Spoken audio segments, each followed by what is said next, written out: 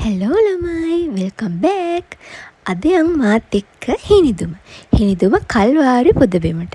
ඒත් එක්කම යන මග තියෙන තව තැන් කීපයකුත් බලන්න. අපි ගෙදරින් පිටත් වුණා පාන්දරින්ම. ඊට පස්සේ මට ටිකක් නිින්ද ගියා. ඇහැරිලා බලද්දි එළිය වැටිලා.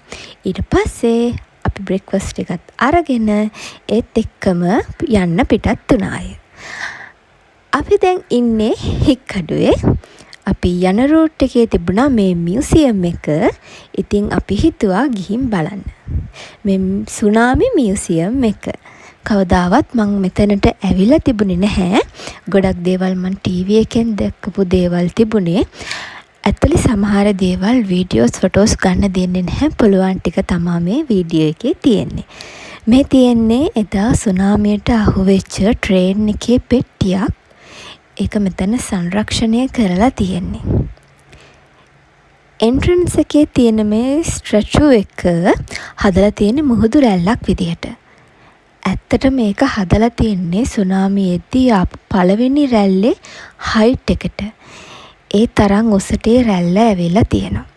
දෙවනි රැල්ල මෙතනින් ටිකක් දුර යද්දී බුදු පිළිමයක් තියෙනවා. ඒක කර උසට වතුර පාර ආවා කියලා තමයි ගයිඩ් කිව්වේ. මේ තියෙන්නේ බුදු පිළිමේ. හරි. මියුසියම් එකත් බලලා අපි දැන් ආවා ඊට ටිකක් මෙහායින් තියෙන මේ දවස්වල වෛරල් යන ටර්ටල් බීච් එකට. සර්ෆින් ඇන්ඩ් ඩයිවිං වගේම ටර්ටල්ස්ලා බලන්න ගොඩාක් දෙනෙක් දැන් එනවා. බලන්න විතරක් නෙවෙයි දැන් එයාලට සීවීඩ්ස් කන්න දෙන්නත් එයාලත් එක්ක අපිට ෆොටෝස් ගන්නත් පුළුවන්. ඒක නම් හරිම ෂෝක් එක්ස්පීරියන්ස් එකක්. හැබැයි අපි කොච්චර ළඟින් හිටියත් එයාලව අල්ලන්න නම් ගියේ නැහැ.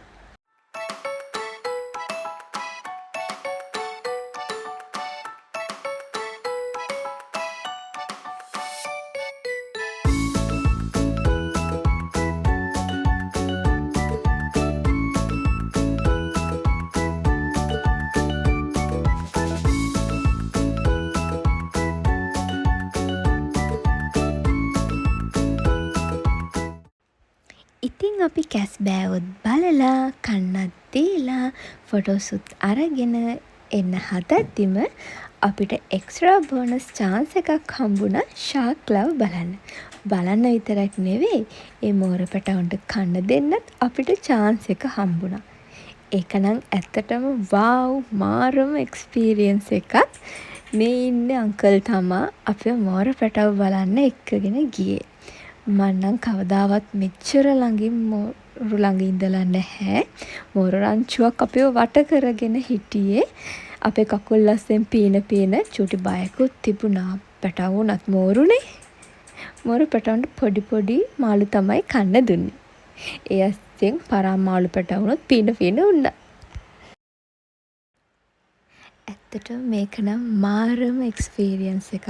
ඇත්තටම හරිම ෂෝක්. මොකද හිතේවත් නැති විදිහේ. ඉතින් ඇත්තටම සතුටුයි. ඉතින් අපි මෙයාලටත් කන්න දීලා ටික වෙලාවක් එතන ඉඳලා ආපහු අපි අපේ ගමන යන්න පිටත් වුණා.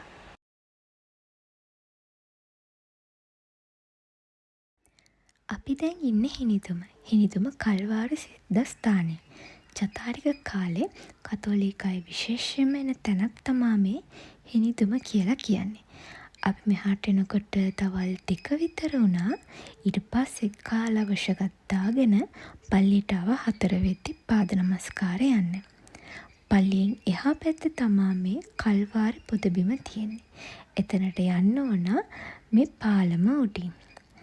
ඉතින් මේ මල්ලුයෙන් පටන් ගන්න පාද නමස්කාරේ දුෂ්කර ගමනක්. මේක ඉවර වෙන්නේ කන්ද උඩින්. අපි මේ පාද නමස්කාරයෙන් සිහි කරන්නේ එදා ජේසු විඳපු දුක් ප්‍රාප්තිය. අපි දැන් ඉන්නේ කන්ද උඩ. මේ තියෙන්නේ කල්වාරි කන්ද උඩ තියෙන පල්ලිය. අපි දැන් අපේ පාද නමස්කාරය ඉවර කරලා ඔරසන් කියලා දැන් මේ ඉටිපන්දම් පත්තු කරලා ආපහු එන්න හදන්නේ.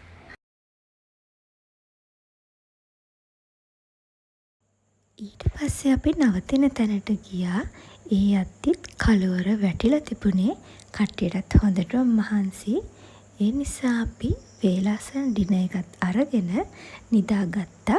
මොකද හෙට ආපහු චර්ච් එකට යන්න ඕන උදේ මාස් එකට. මේ ඉතින් හිනිතුම අපේ දෙවැනි දවස. අපි චර්ච් එකට ආවා. මාස් එකටත් ඉඳලා කඩවීදිත් ගිහිල්ලා ගෙදර ඇවිල්ලා ඊට පස්සේ අපි මෙන්න මේ දොලට ආවා. මෙතන හරිම ෂෝක්. අපි හැම පාරම හිනිදුම ආවහම නාන්න මෙතනට තමා එන්නේ. මෙතන කවුරුත් වැඩිය දන්නේ නැහැ. හරිම කාම් වයිබ් එකක් තියෙන හිඩන් ප්ලේස් එකක්. ඒ නිසා තමයි අපි මෙතනට මෙච්චරම ආස. මොකද මෙතන නිකන් අපේ ගෙදර වගේ. මේ රස්නෙත් එක්ක නම් මෙතන ඉන්නකොට වෙලාව යනවා දැනෙන්නේවත් නැහැ. අපේ පැත්තෙත් මේ වගේ තැනක් තිබ්බනම් කොච්චර හොඳද කියලා හිතෙනවා. හරිම කූල් මෙතන.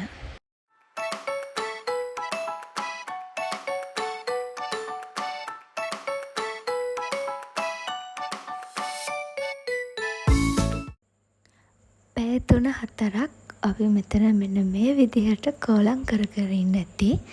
නානවට වඩා අපි ගොඩක්ම මෙතන කරේ සෙල්ලම් කරපු එක තමයි. මෙතනින් පස්සේ අපි ගෙදර එන්න පිටත් වුණා.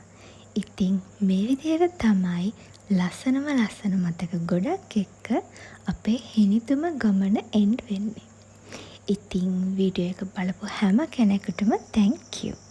අලුත් වීඩියෝ එකකින් හම්බෙමු. එහෙනම් ගිහින් එන්නම්. bye.